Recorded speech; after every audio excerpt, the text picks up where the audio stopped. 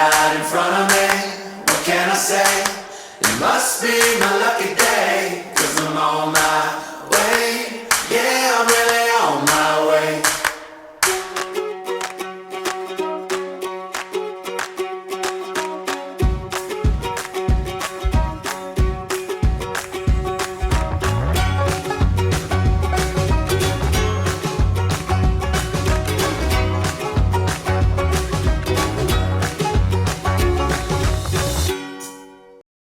So Wekiwa State Park is amazing. So much so, this is the second time that we made the 4-hour trek all the way up here to Apopka, Florida to go camping. And we have trusted this campground with our family trip. This is the first time that we're bringing Anthony and Caleb along for the ride. And we wanted to make sure it was going to be a really special experience. Yeah, now, like I said, this is the second time that we came here. The first time we came was in late July in a pop-up camper. Yeah, so to be here now in Eleanor in like end of December, beginning of January, much different experience. Not worse, really great, just different because you got the summer experience with cool waters in hot temperatures. And this time we've got like really cold weather, very refreshing, and the springs never change temperatures. Yeah, you actually went swimming. I wasn't so brave to get in the water because of the air temperature, but it's kind of interesting that the water temperature was actually warmer than the air temperature. It was amazing. Well, I think we should do our 5 things review. So if you're new to our channel, we review all campsites based on 5 things. We're gonna talk about hospitality, the amenities, the campsites themselves, stuff to do, and finally, would we recommend it? So number 1, hospitality. Now hospitality talks about the staff here, the camp hosts, just like in general, how is everybody here? I would say everybody is nice, but like ninjas. Yeah. If you want to seek them out, you're going to want to go to the ranger station. You want to go to, by the springs. There are people here, but nobody's very intrusive. They're not trying to, be in your campsite. Which I think is a good thing. Now, as far as the rangers themselves, they are super friendly. They will answer your questions. When we pulled in, no problems at all. We were able to go right in. They were like, have you been here before? Yep, no problem. So we were in the system. They handed us our stuff. We have noticed that this particular state park, because everyone is different, tends to let you in early if your campsite itself is ready. Some of the places we've been to, they're like, nope, 3 o'clock on the dot. It doesn't matter if it's ready or not. But here, if it's ready, they will let you in. So I happen to really like that. Me too. And there were lots of maps. There's plenty of trail markers and maps. So like whatever you want to do, they have it. Also, if you need things like a volleyball for the volleyball court or horseshoes for the horseshoe court, you can ask them right there at the ranger station and they'll provide that for you. Yeah. So number 2, the amenities. Okay, so the amenities is going to talk about the bathrooms, some of the different things that are around here. And I would say when it comes to the bathrooms, I'll see what your opinion is. I think that they're clean. They're not the cleanest we've been in. Yeah. They're a little old, but they're doable. I thought that they were really nice. I mean, while, I've used the shower before, it's very clean. I didn't feel like sketchy. There's good lighting. The restrooms are really nice, and families were choosing to take a shower in the public restrooms versus even in their rigs sometimes. So you kind of know that, like, if it's worth it for the families to say, you know what, let's just, shower off because there's a lot of sand here. You kind of want to keep it out of your trailer. Then yeah, people feel good about it. Now I will say when it comes to restrooms, there are restrooms throughout the entire state park, not just at the campgrounds that you would expect, but there's some over here at the springs where you can go swimming. There's some down by the kayak launch and the concession stand. And there's also another set over by the playground area. There's even ones at the head of the hiking trail. Yeah. So it's like the middle of nowhere, and obviously all of a sudden there's a building with bathrooms. So you don't have to worry about like using a tree or digging a hole if you go for a hike. Yes. Okay, so Another thing when it comes to the amenities, one thing that we were a little sad about was there are no laundry facilities here on the campsites. I was kind of bummed about that. We have been just back-to-back campsites with the washer and dryer, and let me just tell you, that is something that was getting me spoiled. Yeah. So with 4 people instead of 2 people on a 5-day trip, we generated a lot of laundry. We did go to a local coin laundry place for the first half of the laundry, but I'm still going home with Mount St. Laundry. Yeah. Now what we do is when we come up here, since there are no laundry facilities, we go to a local laundry place, which is, I want to say, about 4 miles down the road. We drop off our laundry. They wash it, fold it, dry it, sort it, hang it up on hangers, everything that needs to be done for $1 a pound, which personally, I think it's worth it. If you don't have to spend 2 hours at the laundromat wasting your precious camping time. Yes. And you don't have to lug the soap and all that stuff and sit there. I think it's worth the $30 it costs us to wash all of the clothes for 4 days for 4 people. Do not give me flowers and candy. If you want to woo me, do my laundry. Do my laundry. And when it comes to like other things that are around in the area, there is a Publix about 2 miles down the street. There is a Walmart over near that coin laundry. There's a Sam's Club directly across the street from Walmart. So I would suggest doing what we did when we came camping here is we left most of our food at home. We took like essentials that we maybe already had in our freezer. Do your grocery shopping here. And we did our grocery shopping when we got up here. It was less to lug, less to worry about in the refrigerator or the freezer or the coolers or anything like that. And everything is very close, so you don't have to worry about anything like that. There's lots of restaurants too. If you're like, hey, we just want to have the camping experience and we're gonna go someplace and grab something to eat, that's fine. And in fact, yesterday, I saw somebody delivering pizza here to the campground. So it was Pizza Hut, so they'll deliver. Last thing we have on the amenities list would be cell service. And in the campsites, cell service isn't that bad. Now, we actually have all 3 of the major carriers. We have T-Mobile, AT&T, as well as Verizon. T-Mobile seems to have the best service in the campsites. All of them had 1 or 2 bars. It did require us to, in order to really stream the TV, we had to put up our antenna. We have the antenna boost on our roof. I will leave a link for that video right over Rachel's head if you want to see how we installed it.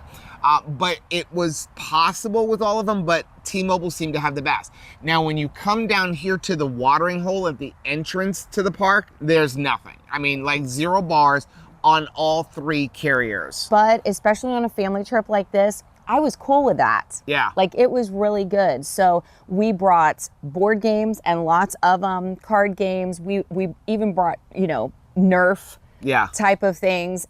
So it was great for board games, but you want to pack them because you're going to need them. So let's move on to number 3, the campsites themselves. Okay, so there are actually 60 campsites here. It's divided into 2 loops. They actually don't have a name for the loops. You just have like 1 through 30 and then 31 through 60. There's also some primitive campgrounds, but we didn't bother taking the 5-mile hike to get to those. No. So we're not gonna talk about that. And there's also cabins you can rent for youth camping.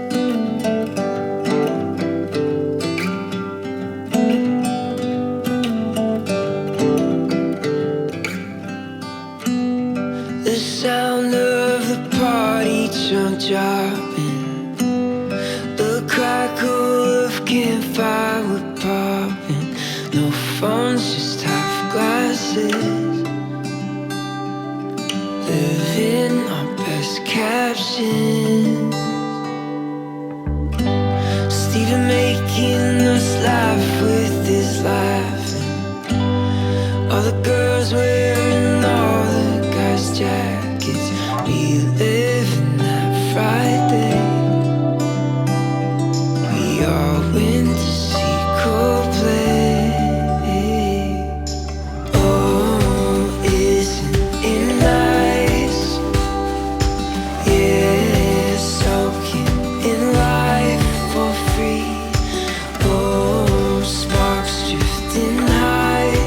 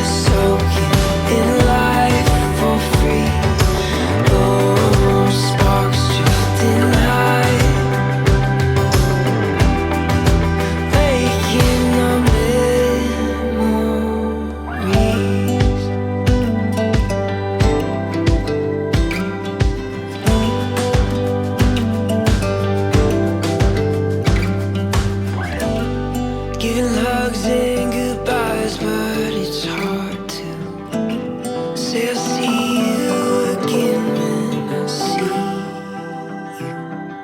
you. You are my favorite place to go. You're at the end of my favorite road. Above the rest, you're the best I know.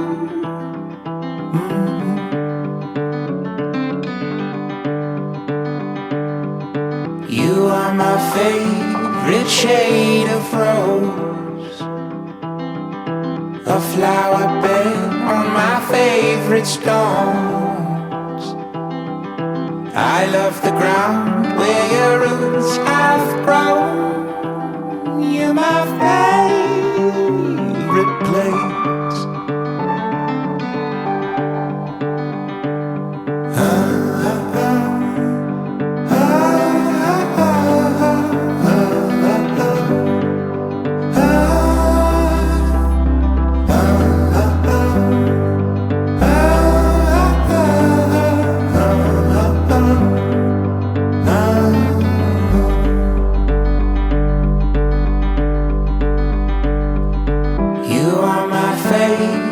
Kind of glow.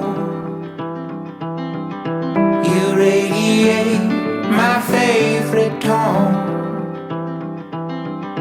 You shed a light that guides me home to my favorite place.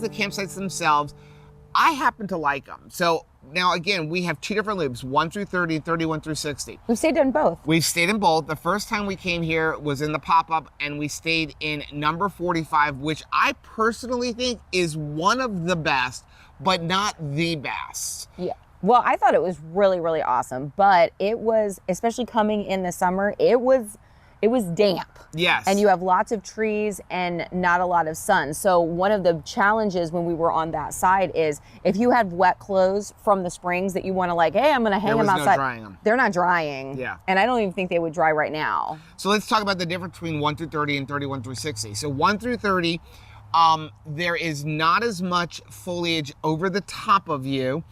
And so like you will see that if you want to have a little bit of sun, maybe you have some solar panels and you want to charge up, although we do have full hookup. Some of the sites have sewer, some of them don't.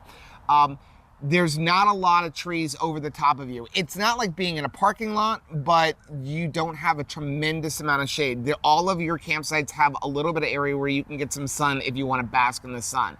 31 through 60, there's just tons of coverage and there's not much sun peeking through to get into your campsite. I also think on that side, the 31 through 60, there's a little bit more privacy because of the foliage. When you are in campsites 1 through 30, you're pretty close to your neighbor. You can, hear what's going on. And yeah, so if you want privacy, I would go to the other side. If it doesn't matter, I would say 1 through 30. Yeah, on 1 through 30, there is one site I would say be very careful of, and you can go back and look at our side by side of them. But number 9 is like threading a needle if you have a large RV. I would probably not go into that spot if you are not a really good RV driver. Yeah. Or, maybe if you have a very small rig or if you're going to tent camp. But as far as getting like a rig, even like Eleanor, there's a tree in the front on the driver's side, and then there's another tree midway down on the passenger side, and you've got about 10 feet between those two trees. So you really have to be able to thread that needle and know exactly where your slides are going to start and stop, because your slides are going to open up in between the trees. That would have been some serious marriage therapy for us. All I know is, like, as we drove by it, like, Joe was so impressed with the person who had parked there, because he really did thread that, needle. But I mean, he was getting sweaty, like, oof, and he knows how to, drive a trailer. So on the other side, on 31 through 60, I would say any of really the sites on the outer loop. So you have an inner loop and then the outer loop. Any of the sites on the outer loop are really good. Starting off with, like, I would say 31 to somewhere around 45, 47. Those seem to have a little bit more privacy behind them because you have some woods. When you get to the other side, you're kind of more butted up against the road, so you get a little bit more road noise. You see cars going up and down. But those first few there, they're really awesome. If you need to be close to the restroom, like we were in the pop-up camper, I love that. The inner loop is awesome. But if you don't plan on using the restroom, I would stay in the outer loop. Then you don't have to worry about people like driving through your campsites or walking through your campsite and things like that. But if you need a restroom, when we had the pop-up camper, I was so glad when we had to move across and we got the inner loop, because it's really in your backyard and it is dark here at night. Like, it is like, good night, it's 8 o'clock, and you feel like it is midnight. Now, all of the slots are on sand. They are relatively level, not perfectly level, but they're pretty level. As a matter of fact, when we pulled in, we did not even have to level side to side, just front to back. But I did notice some people having to go up maybe a half inch or so.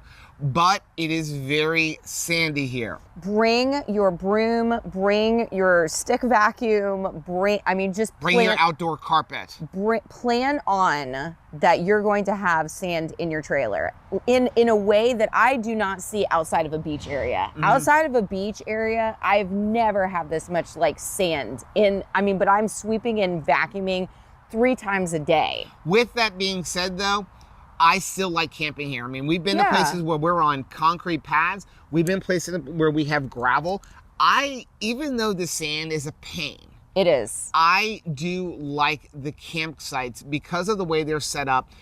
You are in Florida. Right. Yet you are like, literally, you can hear some of this road noise. We're along 2 major roads. This is right on the 2 major roads. And like, as soon as you pull in the park, you feel like you're in a different world. I feel like I'm where I grew up in upstate New York. Yeah, I mean, you've got hills and everything, which makes for, a great biking and hiking experience that you don't really get in other parts of Florida. Yeah. So, number 4, and I'm excited about this one, stuff to do. There is a lot to do when you come camping here. Absolutely. And just like we were just starting to talk about, you want to bring your bicycle to this place. This is so fun, but bring a helmet, because let me tell you, you're not prepared for the hills in Florida. So, I mean, it is like straight down death-defying fun. Lots of hiking paths too, if that's something that you enjoy doing. And also, if you got a kayak to bring your kayak, because there's some beautiful kayaking. Yeah, so you can go bicycling just on the paved roads, because there's a lot of them, and there's a lot of wildlife right along those paved roads. I mean, you can go all the way here from the entrance by the spring, all the way to the back. There's some horse trails. There is like a whole hiking path and fishing lake in the back, and there are paved roads all the way through that. So you can have 3 or 4 miles of just paved road biking, but there's also off-road trails that you can go on the bikes. In addition, like Rachel said, there's like over 20 miles of hiking trails. There are playgrounds for the kids. Yep. There are picnic tables if you want to have family tables. Of course, you have the springs, which I think that the boys could just have stayed there the entire time. I mean, mid-December, they were swimming. They were swimming because the water temperature doesn't change. It's just really cold when you get out of the water, during the winter months. But it's a nice, 74 degrees, and there is so much to see. It is crystal clear. It's an aquifer, and you've got 2 like mouths where it's like vents that are, you know, spreading out the water. And boy, they love just kind of like challenging themselves to swim down deep, and like, how long can I hold my breath, and can I pick up a rock off the bottom? I mean, and they're 20, 21 years old. They absolutely loved just playing in the springs. Yeah. And there is also lots of nature and animals. If you want to come here, if you're maybe an amateur photographer. Yes. I mean, I actually saw one gentleman every morning.